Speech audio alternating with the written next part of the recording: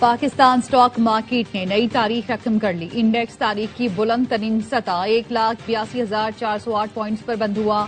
دوران کاروبار انڈیکس میں 4,929 پوائنٹس کا اضافہ دیکھا گیا۔ بھارت دیار غیر میں بھی شاطرانہ چالیں چلنے سے باز نہ آیا۔ بھارتی وفد نے ایاز صادق کو خالدہ ضیاء کے جنازے میں شرکت سے روکنے کی کوشش کی، جو ایاز صادق نے ناکام بنا دی۔ ذرائع کے مطابق جنازہ گاہ جانے والی بس میں سوار ہوتے ہی بھارتی وزیر خارجہ اور ہائی کمشنر فرنٹ سیٹ پر بیٹھ گئے۔ اترنے لگے تو بھارتی ہائی کمشنر بس کے دروازے پر کھڑے ہو گئے۔ ایاز صادق اترنے لگے تو بھارتی حکام نے رش اور سیکیورٹی خدشات کا واویلا کیا۔ اسپیکر قومی اسمبلی سردار ایاز صادق زبردستی دروازہ کھول کر نیپال اور مالدیپ کے وفود کے ساتھ گاڑی سے اترے اور نماز جنازہ ادا کی۔ دوران سفر جے شنکر نے بنگالی عوام سے بچنے کے لیے کھڑکی کے شیشے پر پردہ گرائے رکھا، جبکہ ایاز صادق نے پردہ ہٹایا اور ہاتھ ہلا کر نعروں کا جواب دیا۔ جنازے کے وقت بھارتی وفد بس میں ہی بیٹھا رہا۔ اسپیکر ایاز صادق کی وزیر اعظم سے ملاقات، بھارتی وزیر خارجہ جے شنکر سے ملاقات پر بریفنگ دی۔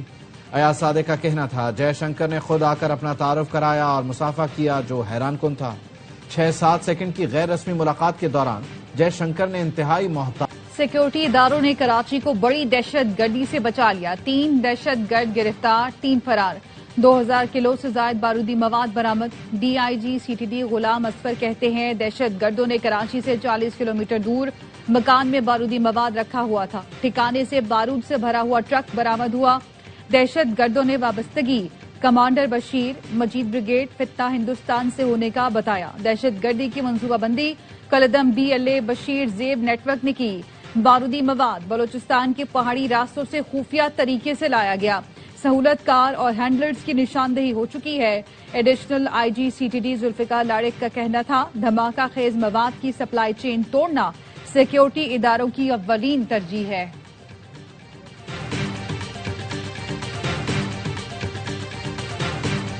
دہشت گرد کراچی میں عمارات اور اداروں کو نشانہ بنانا چاہتے تھے۔ وزیر داخلہ سندھ ضیاء الانجار کہتے ہیں مہران ایئر بیس اور دیگر عمارات کو بھی تھریٹس تھیں۔ گرفتار 3 دہشت گردوں سے تفتیش کی جا رہی ہے۔ پکڑے گئے بارودی مواد سے اندازہ ہوتا ہے ہدف کوئی عام جگہ نہیں تھی۔ شرجیل میمن کا کہنا تھا بھارت اور افغان پراکسیز پاکستان میں دہشت گردی چاہتی ہیں، کسی بھی کالعدم تنظیم کو نہیں چھوڑا جائے گا۔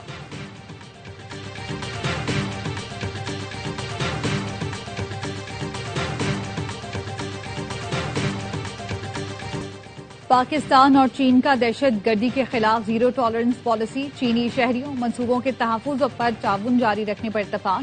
چین کا پاکستان کی خود مختاری اور علاقائی سالمیت کی مکمل حمایت کا اعلان۔ پاکستان چین وزرائے خارجہ اسٹریٹجک ڈائیلاگ کا مشترکہ اعلامیہ جاری۔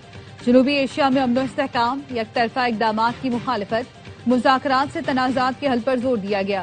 ترجمان دفتر خارجہ کا کہنا ہے افغانستان سے متعلق قریبی مشاورت، دہشت گرد تنظیموں کے مکمل خاتمے کے لیے ٹھوس اقدامات پر زور، غزہ میں فوری مستقل غیر مشروع جنگ بندی، آزاد فلسطینی ریاست کے قیام کی حمایت کا اعادہ کیا۔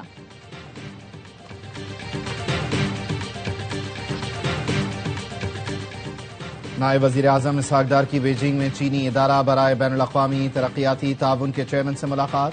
پاکستان اور چین کے درمیان سماجی اور معاشی ترقی کے تعاون کا جائزہ لیا گیا۔ اسحاق ڈار نے پاکستان کی ترقی میں ادارے کے کردار کو سراہا۔ ترجمان دفتر خارجہ کا کہنا ہے پاک چین سفارتی تعلقات کی 75ویں سالگرہ کے موقع پر مشترکہ فلیگ شپ منصوبوں پر بھی اتفاق کیا گیا۔ اسحاق ڈار سے چائنا مین میٹلز کارپوریشن کے وفد نے بھی ملاقات کی۔ صنعتی ترقی کے لیے بھرپور اعانت کا اعادہ کیا گیا۔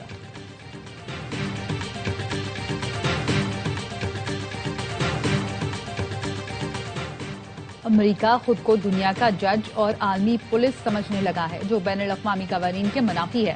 چین کے وزیر خارجہ کی امریکہ پر تنقید، کہا کسی ملک کو یہ اختیار نہیں کہ وہ دوسرے ملکوں کے معاملات میں مداخلت کرے۔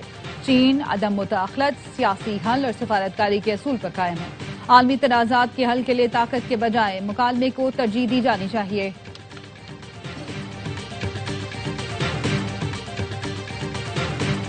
لاہور کی نجی یونیورسٹی میں طالبہ نے 4تھی منزل سے چھلانگ لگا دی۔ نجی ہسپتال کے آئی سی یو منتقل۔ ڈاکٹروں کے مطابق طالبہ کی ٹانگیں، ہاتھ، پسلیاں فریکچر ہیں، سر پر بھی شدید چوٹ آئی ہے۔ طالبہ نے اسی جگہ سے چھلانگ لگائی جہاں سے کچھ روز پہلے ایک اور طالب علم نے چھلانگ لگائی تھی۔ فاطمہ ڈی فارمیسی کے پہلے سیمسٹر کی طالبہ ہے۔ پولیس کا کہنا ہے طالبہ نے واقعے سے پہلے گھر والوں کو کال کی تھی۔ فورنزک سائنس ایجنسی کی ٹیم شواہد جمع کرنے یونیورسٹی پہنچی۔ رجسٹرار یونیورسٹی علی اسلم کا کہنا ہے طالبہ کی 90% سے زائد حاضری، کلاس میں بھی بہتر پرفارمنس ہے۔ طالبہ کی دماغی صحت سے متعلق کچھ نہیں کہہ سکتے۔ یونیورسٹی کے باہر طلبہ کا احتجاج۔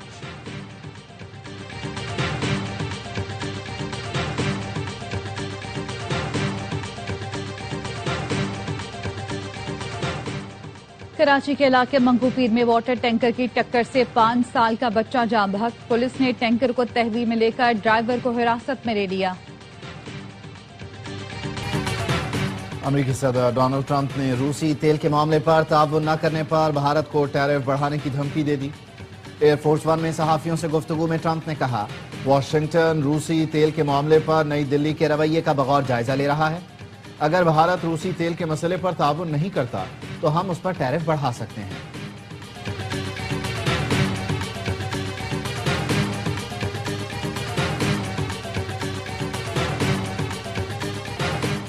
وینزویلا کی نئی رہنماؤں کو عدم تعاون کی بڑی قیمت چکانا پڑے گی۔ وینزویلا میں دوسرے حملے کے لیے تیار ہے لیکن لگتا ہے اس کی ضرورت نہیں پڑے گی۔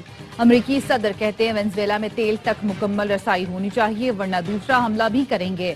ٹرمپ کی ایران پر بھی حملے کی دھمکی، کہا مزید مظاہرین ہلاک ہوئے تو امریکہ ایران پر زوردار حملہ کر سکتا ہے۔ وینزویلا کی قائم مقام صدر نے امریکہ کو مذاکرات کی پیشکش کر دی، کہا وینزویلا امریکہ اور خطے کے دیگر ممالک کے ساتھ متوازن اور احترام پر مبنی تعلقات چاہتا ہے۔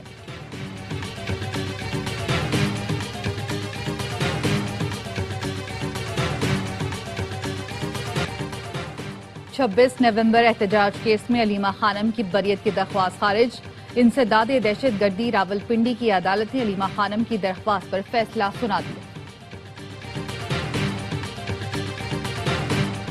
سابق D G I S I فیض حمید کے بھائی نجف حمید کے خلاف مقدمہ درج، عبدالظہور اور خالد منیر بھی نامزد۔ مقدمہ جعلی دستاویزات کے ذریعے اراضی منتقل کرنے پر درج کیا گیا۔ نجف حمید اس وقت حلقہ پٹواری اسلام آباد تھے۔ ایف آئی اے نے انکوائری مکمل ہونے پر مقدمہ درج کیا۔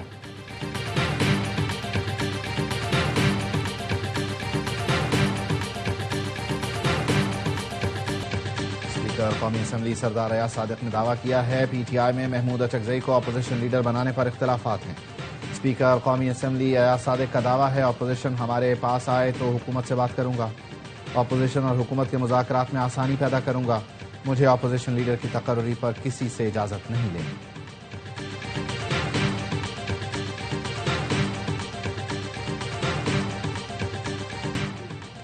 اور 3 ججوں کے احکامات کو ردی کی ٹوکری میں پھینک دینا عدلیہ کی تضحیک ہے۔ بانی پی ٹی آئی اپنی رہائی نہیں بلکہ انصاف اور فیئر ٹرائل کی بات کرتے ہیں۔ وزیر اعلیٰ خیبر پختونخوا سہیل آفریدی کا اسلام آباد بار سے خطاب، کہا تحریک انصاف کا ہر کارکن آئین اور قانون کی بالادستی چاہتا ہے، وکلاء آئین اور آزاد عدلیہ کے لیے کھڑے ہوئے تو نوجوان ساتھ ہوں گے۔